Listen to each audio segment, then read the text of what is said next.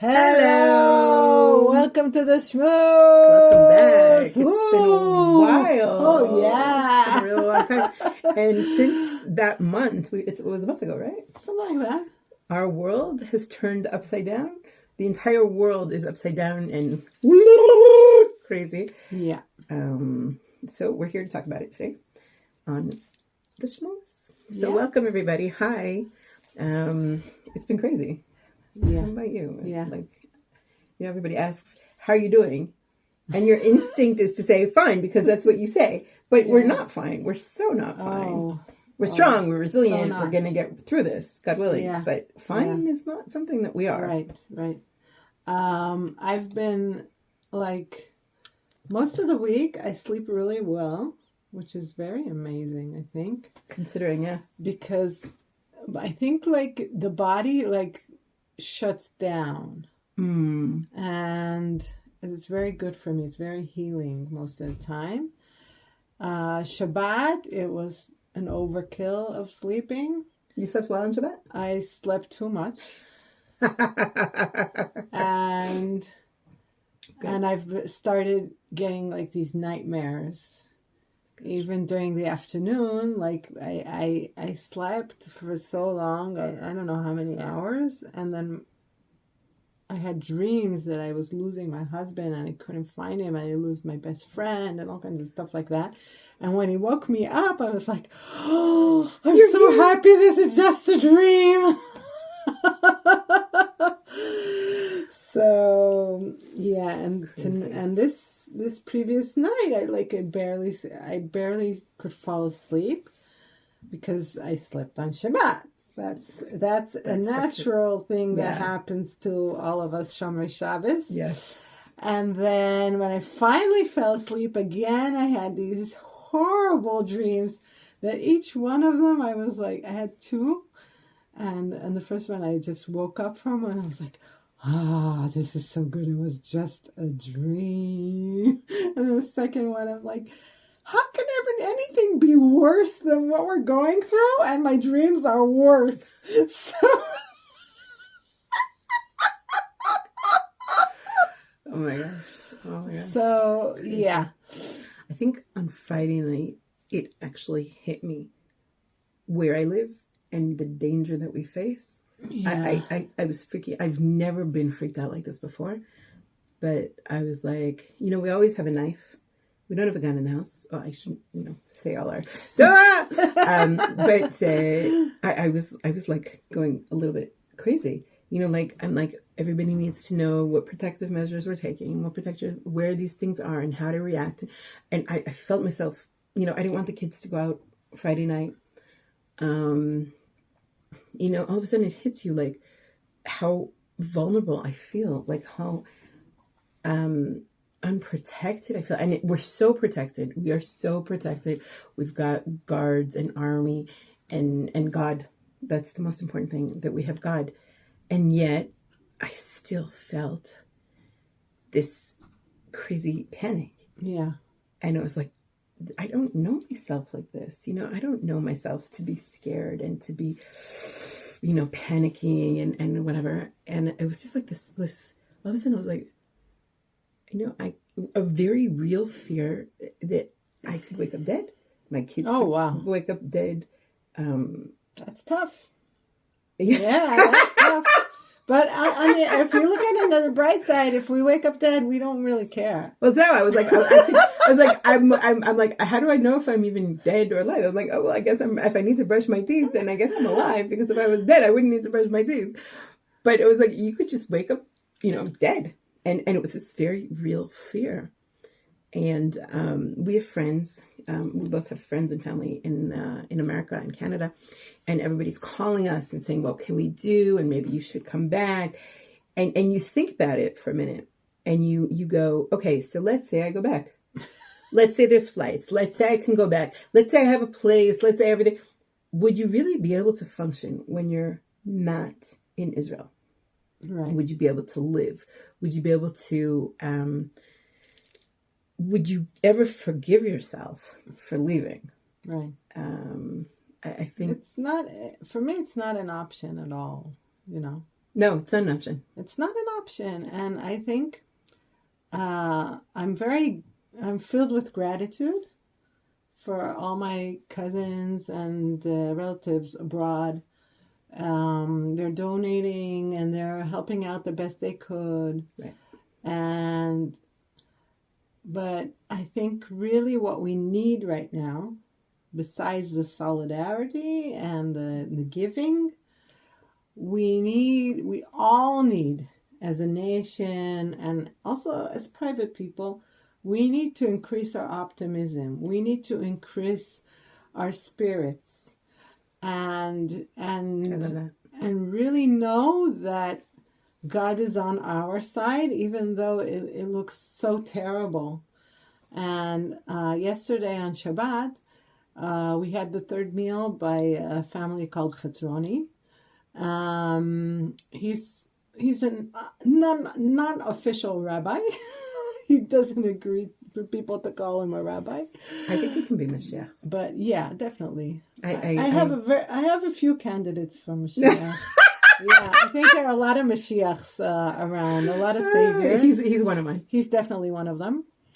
And he's been like going around the country and doing missions. Like somebody needs a SIM card, so he'll go all the way down south to get him the SIM card, whatever. And he's also talking to people and encouraging them and everything. And he said something very interesting, that during the wreck of the first temple, Okay. the Kruvim, how do you say it in English? I don't know. Oh, I do know this. The cherubs that were on the Aron Abrit, the tabernacle, maybe. The Holy Ark. There we go. The Holy Ark. Thank you, Indiana Jones. And so the cherubs that were on the Holy Ark, during the destruction of the temple, the cherubs had different poses, and it says that they would pose, like in good times they would pose one towards each other, and in bad times they would be like, I'm not looking at you. And during the destruction of the temple, they were like with each other. Interesting. Maybe even having sex. I don't know. So that symbolizes that the connection between God and its nation, between God and the Jewish nation, that in the time of utter destruction of all this blood and terrible things, God is with us. And we should know that. And that's very interesting. Knowing it without even understanding it, because it's very hard to understand. I tried my best not to be exposed to visual stuff, but still it's very hard not to. And you go in and you say, okay, I'll just listen to this guy, what he has to say, because he has a very important message. And then you realize that in the background of where he's studying, there are like two bodies of people dead. And I'm like, oh my God, I didn't want to see that.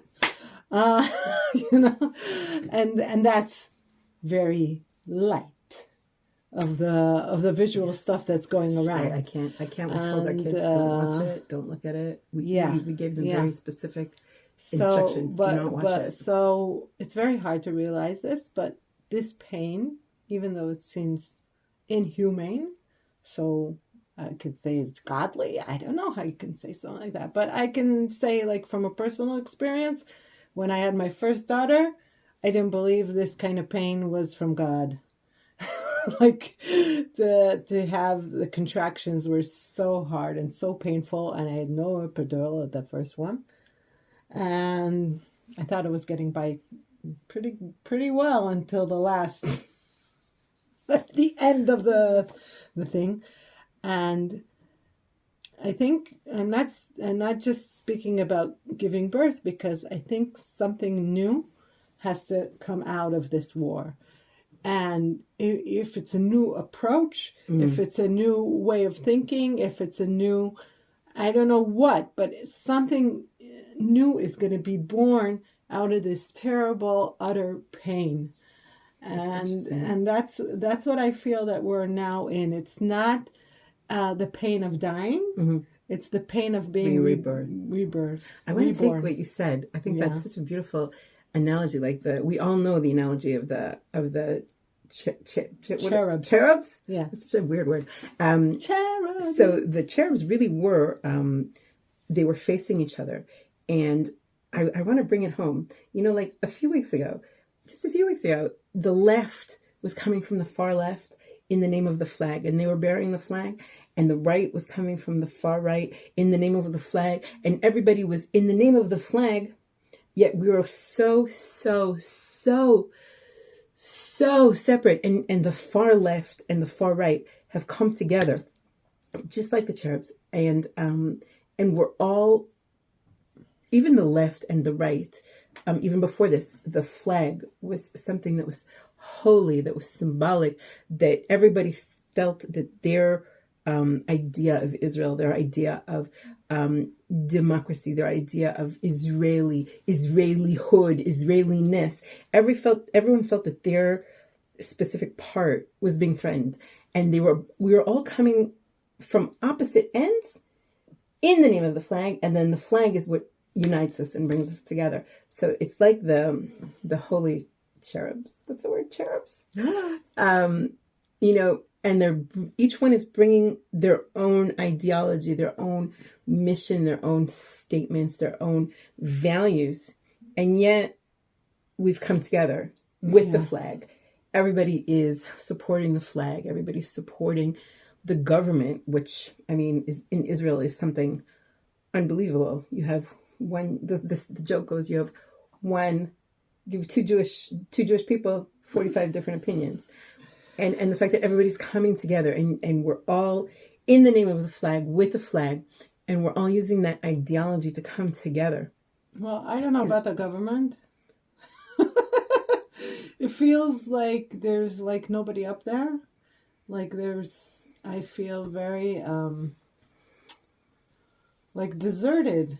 Really? By the leadership. Yeah. That's interesting. Haven't heard from them. Haven't heard anything saying, yeah, we're going to kick their ass. We're going to do something about this, or anything that encouraging, or nothing. But there is a unity government now. I went to a funeral of Roy Levy. I don't think there was anybody from the government there. And in some sense, it's good that there wasn't anybody from the government, because they'd probably be kicked in their asses themselves. That's interesting. And really, it's amazing to see how things are happening now in Israel. And none of it, almost 100%, let's say 90% of it, it's just the people of Israel. It's not the government officials. It's not the government regular, stuff, the Bituach Leumi, all the stuff that's supposed to kick in times of stress. They're sort of like still looking for what to do and how to do it and whatever. Interesting. Most of the stuff is like civilians who are gathering money or gathering supplies or gathering donations for the army. And it's like, it's unbelievable. It's unbelievable how much this nation has strength without the people who are supposed to lead it. And supposed to do something about this situation. What we feel like is like there's stagnation. And that's what I feel personally. And there's just like waiting, and the stuff that's being done is not enough. It's not close to enough. Interesting. That's what I think. That's an interesting thought. I'm very disappointed with this government. And the previous government, and the previous government. Interesting. Yeah. That's a very interesting. But there are a lot of people who are Mashiach. A lot of people who are bringing love and joy and happiness into this world. A lot of people who are really becoming light onto the nation. I was thinking, you've heard of Abu Table? Excuse me? is Abu Table is a Jewish settler who has this act that he sort of like becomes a Palestinian worker, and he speaks fluent Arabic. And he interacts with the Arabs, and everybody loves him, and he can walk everywhere in the Arab villages where we can't because they were going to murder us. And I'm saying that's also a Messiah, you know? Somebody who, via humor, yeah, connects the Jews and the Arabs. That's amazing. Or all kinds of, there's so many other stuff that people are doing. And it's bringing the light of Messiah into the world, of Mashiach. Amen. We need him. And we all need to be in this consciousness instead of what we need, you know. What does God want from me at this time, at this moment? So I'm saying as a coach for women that a lot of times what God needs from me is just to attend to me, you know, especially women who are now at home with their kids and very stressful. And maybe you have a kid in the army like me, and maybe you have a son-in-law in the army like me, or your brother's in the army like me, or your nephews are in the army like me, or your brother-in-law's in the army like me. So sometimes what God wants for me is for me to just, crash and hit the bed or watch a TV series and get your mind off of it for a few hours, or cook something delicious that you feel like, or just take a walk or take your kids to the park, or whatever it is, it's okay. And I think, you know, a lot of people go into doing, which is awesome. And it's been proved that people who are in a doing state suffer less trauma. Wait a minute. But I think I want to encourage all of us to be in conscience doing. That means don't overdo it. It's like that analogy of, you know, like there's that Kiddush cup in the center, right? And in order for the Kiddush cup to give all the other Kiddush cups, that first Kiddush cup in the center has to be filled, and then it sprouts. Right. Sprout.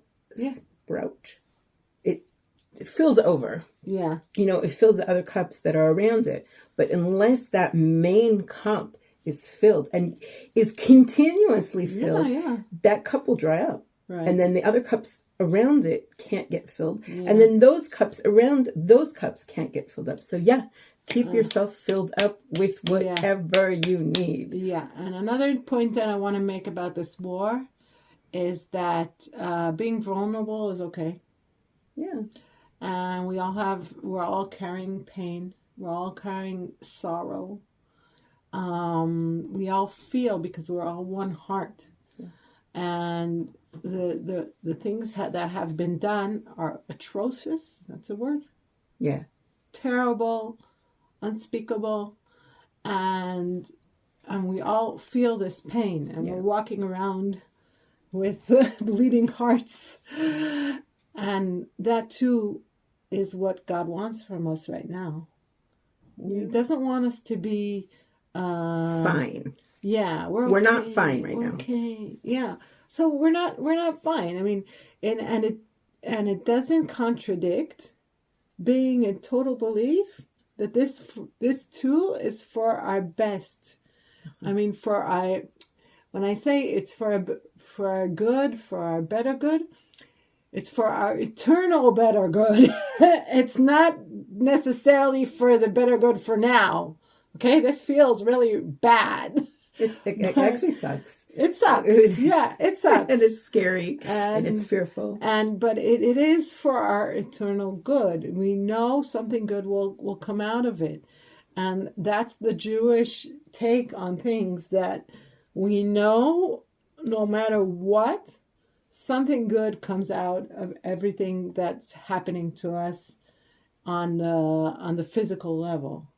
And a friend, one of my clients that I coach, she said, look at it this way.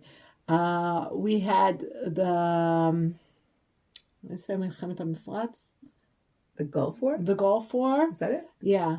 And after the Gulf War, when we were afraid of attacked by non-conventional stuff, so we built like these safe rooms, and we made sure everyone has a safe room. And after on Gush Katif, when we had the bombings and stuff like that, so there were like safe zones, not even safe rooms, but all the place, most of the places that are close to there, to Gaza, so they had like these safe rooms where they can hide, and a lot of more disasters that could have happened didn't happen. So I just want to point out that as much as we have these things, and ultimately it is for our better good and for our own good as individuals and as a nation, number one, it's very hard. And number two, the life that we live in Israel, this isn't normal. It's not normal that a child of 10 should know how many seconds he has to get to a local bomb shelter. Right. It's not normal that my kids and everybody else's kids know people that might not come back. Right. This is not normal. And I want to stress how not normal it is. Right. It's not normal that people in the South, they have fears of their houses being collapsed on them. Right. And so what we hope is that, people who have normal lives, people who don't worry about these things, people who don't have these worries about husbands and fathers and sons-in-laws and nephews and brothers-in-law and everybody, they don't have this fear that they're not going to come back, that people don't have this fear that they're going to be attacked. That's what I really want for us, for the Jewish people, that we are able to. But the only way we can get there, I think, is to become defensive and not offensive. Offensive. Right. Offensive. So the IDF should be the IOF. But in Hebrew it stays the same thing. Tzva Hatkafa leIsrael. We have the same. And you should all be Batzliach, and you should be successful in our hearts. And I think prayers that's a change of mindset that we need right now. With will. Yeah, that it says in the Torah that our enemies are like kotzim ba'inayim, no? Thorns in our eyes. Yeah, thorns in our eyes, and they need to be destroyed. And that's another point that people are awakening to right now, and I see it also on social media. Yeah. It says by our sages that whoever is cruel, whoever is pitiful on the cruel will eventually be cruel to people who deserve pity. Mm-hmm. And so there is a very strong calling now to be cruel on those cruel people and to those cruel people. And I'm saying that I think in any normal state, people who tried to kill you have no business living here as my next door neighbors. No way. Goodbye. Find yourself a different place where you want to live, where you don't want to kill your neighbors. What did I hear? There's no reason that we should tolerate them in any way. Somebody said Israel should respond, but respond with restraint. And that's just the biggest crock of garbage, because, these are our husbands, these are our wives, these are our children, these are our family. I might not know everybody. I might not know anybody. As it happens, we do. But I don't think there's anybody here who doesn't know anybody. These are our people. We are one people. So one person, one fingernail has been cut off. We all feel it. Right. We all feel it. So what is that demand that Israel respond with restraint, that demand is absolutely ludicrous, because what you've done to us, did you show restraint when you attacked us? No, and also it's the only, if we go deep into this. Okay. I love how we go deep when we're like 25 minutes in. So we just read Parashat Bereshit in Shul. And the first Rashi is that what will Israel say when all the nations will gather around and say, you are thieves. You stole the land that you're living in Eretz Yisrael. Okay. And Rashi says, whose land is it? It's God's land. He decided to take the land from the people who were living here and give it to Israel. And since he gave it to us, he didn't decide to give it to any other people. This is the Israeli land. This is our only true contract over the land, because God gave it to us, and we can't say because we won the war or we lost the war. It doesn't matter. Kind of does. No, it doesn't matter. This is our God-given land. We came back to our God-given land. We could not live in any other place. True. Because God gave us this land. He wants us to be here. Again, it's not my choice so much. God wants me to be here. That's why I'm here. And that's like a whole different perspective of looking at this whole situation. And obviously, God does not want the Palestinians living here. And they don't want to, if they wanted to live here, and so they would definitely be able to if they had peaceful intentions. Because like the Israeli Arabs, a lot of them are for us. I went on live, and I have this friend on Facebook. His name is Yasser. And he's been going, I'm Yisrael Chai, and then he wrote something in Arabic, and I'm like, so I went on Google Translate, and he said, my beloved friends, we're going to slaughter all those Palestinian terrorists. So, you know, there are people here who understand that Israel is here to stay, and Israel is here for all the Jews, for all over the world, and it's a God-given thing. It's not. So if you're listening from New York, from Toronto, from London, from Germany, from Paris, from Australia, from Hungary, from Brazil, from any corner of the world, please take this as a message to come home. Yeah. We need you. We need also the money. We need also the support, but we need you here. We need you here. I think you need you here. Good one. You need you here. Ooh, God needs you here. God needs you here. But your purpose is here. Your purpose is here. The purpose of the Jewish people, the eternity of the Jewish people is here right now. So if you're watching this and you're not living in Israel yet, the operative word is yet. Please come home now. Yeah. Is there anything else we want to say? You have a link that people can donate money to, and supplies, send money for supplies and stuff for people. Yeah, but PayPal blocked it. So any money that's going to come in now, it's not going to be distributed immediately. So anybody who wants to donate, contact me. I'll give you my email, and I'll send you a secure way to donate directly to my bank. Okay?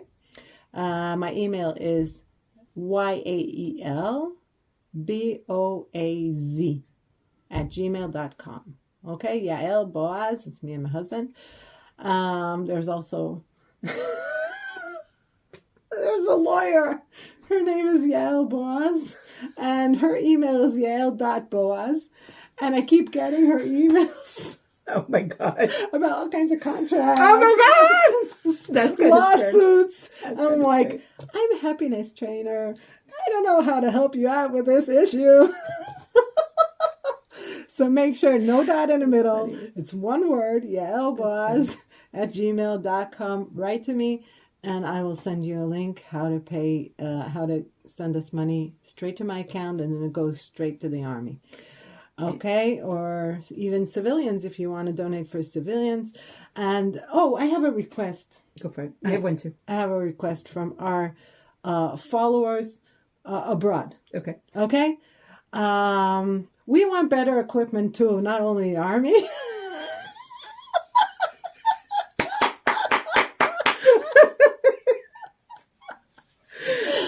Yeah, I'd like a cleaner too, and dinner would, every once in a while would be good. No, but I'm saying like I'm specifically thinking about like this microphone system that we can use, and then it enhances our voices, and you can hear us better, and so we would love that to happen. And it's about around 2,000 shekels, I think, a very quality microphone system. Also, I don't know how many of you guys know, but we are starting learning from afar again, because the how do you say Picod Orif, the home command does not want large gatherings of people. So in a lot of ways, it's going back to COVID. Schools are closed, and there's a lot of people that don't have a lot of enough laptops like for learning from afar. So that is definitely a contribution that you can make, that is definitely contributing to the war effort, to the people that are stuck at home, to the women who have sent their husbands, their brothers, their sons. I'm not going nuts with all the kids around the house. So that is also a very real contribution that you can make. Also, please be careful where you send the money, because there's lots of groups that are fake. There's lots of groups that are terrorists that are using this information. Oh yeah, let's volunteer, let's whatever, and it's actually terrorists using information to make us weaker. My request is just, we're all worried and we're all crazy, under stress. Find something to laugh about. Find something to be happy about. Yeah. And imagine, use your imagination. That's what I've been doing a lot. Like video games where you play like this, and the character jumps, and the character gets ammunition, and the character has like these protection around them. So I imagine myself as the controller sending all the people I know, all the soldiers fighting, extra ammunition, extra protection, all kinds of like very sophisticated protection, where like a special kind of rubber, when anything that touches it goes right back at the people who sent it. Your glue, whatever I sent it back. But there was also this picture. I don't know if you saw it. I'm going to show it to you. It says, can you guys see that? It's the caption that says, "Our thoughts create the environment." And the picture is of a victorious Israeli army with tons and tons of flags. Can you guys see that? That was just such an amazing picture that just brightens my day. I'm like, oh yeah, we're there. We are so there. Yeah. So imagine us healing. Imagine us really being the light unto the nations that we were supposed to be. Amen. In the beginning. And please send good thoughts and prayers to all of our soldiers, to all of the kidnapped people. Yeah. Nobody should. And everything you do during the day, you can dedicate. Dedicate to them. Dedicate the meal that you're eating, the song that you're listening to. Just dedicate it for healing, dedicated for love, dedicated for light, send the for good protection. Vibes. We will receive it. We will receive it. Yeah, because we're all one. It's an open bank account, and we will receive your good vibes. We're sending you good vibes, and so send good vibes to our soldiers, to the hostages, to anybody who's enduring any sort of psychological or emotional or even physical pain. Yeah, and all our thoughts are with our nation, are with Am Yisrael, and God willing, we should be victorious. Amen. So this has been the Shmooze. Did you like us already? Yes, we did. Yes. Yeah, come on. See you next time.